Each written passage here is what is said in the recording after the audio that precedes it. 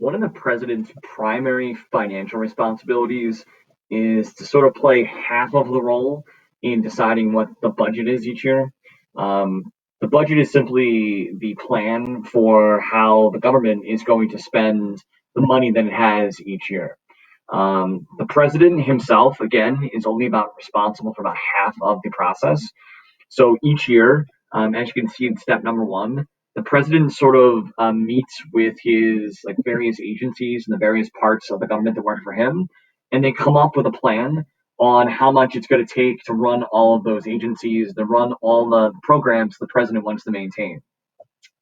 It's really just a wish list that then is submitted to Congress. And then what happens is the House of Representatives and the Senate, right? They both look at the president's like wish list, his budget plan as a guide, and then they decide for themselves like how they actually want to allocate the government's money. So the president's sort of like wish list can be used as a guide by the House and the Senate.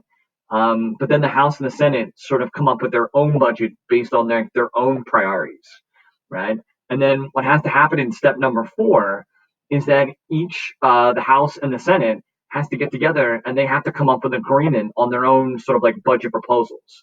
So again, the president has his proposal. He then submits it to Congress. They use that as a guide.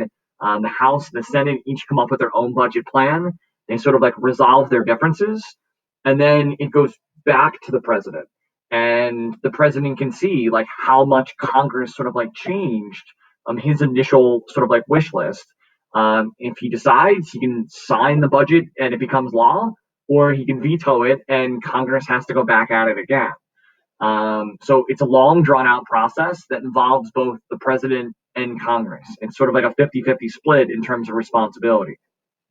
It's also important to note that every president up to Nixon was able to impound sort of like budget funds.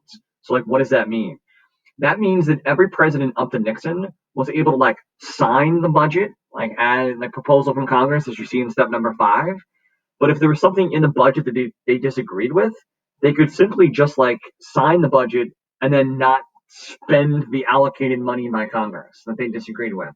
That was called like impounding funds. Every president up through Nixon was able to do this.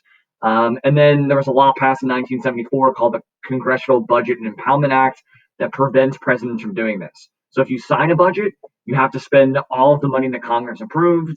If there's something in there that you disagree with that much, you have to veto the entire budget, and then Congress has to attempt to rewrite it or pass it again. The other sort of like key terms that you have to be familiar with the budget would be that obviously the budget sort of considers how much money comes in to the government, which generally comes in through both taxes on businesses and individual income taxes. That's how the government gets its money, is through taxes. And then obviously we have to figure out how much we're spending, right? So there's two different types of components to like the budget each year. You have what's called mandatory spending. These are also known as entitlements. These are in the dark blue here. These are parts of the budget that have to be included every year um, because law requires it. Like so, Social Security and Medicare and Medicaid, these are laws that require money to be spent.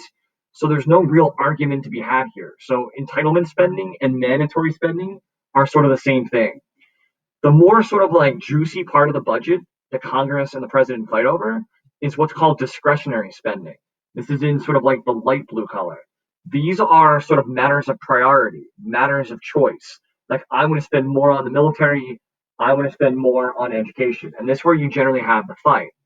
But you definitely can see that a larger portion of the budget each year is like mandatory stuff, entitlements, like Social Security, that can't be changed because there's a law that requires that to be spent. A lesser portion of the budget sort of is fought over when it comes to like choice and discretion. And even this portion of the budget, you can see how much of a chunk is just devoted to like military spending because that's a priority, obviously, in the eyes of our Congress and in terms of our government.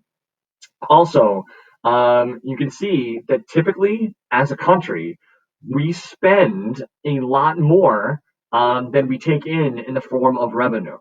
So, as you can see, this is not going to get any better. It's going to get worse as time goes on. That it's been since Bill Clinton was president. In like 1999 was the last time we actually balanced our budget, meaning we spent less as a country than what we took in the form of revenue.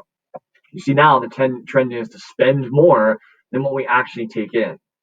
When we spend less than what we take in, that's called having a budget surplus. That hasn't happened in a really long time and may never happen again. A deficit is which is much more common. That's in a given year. That's where we spend more than essentially we take in the form of revenue. We're spending more than we have.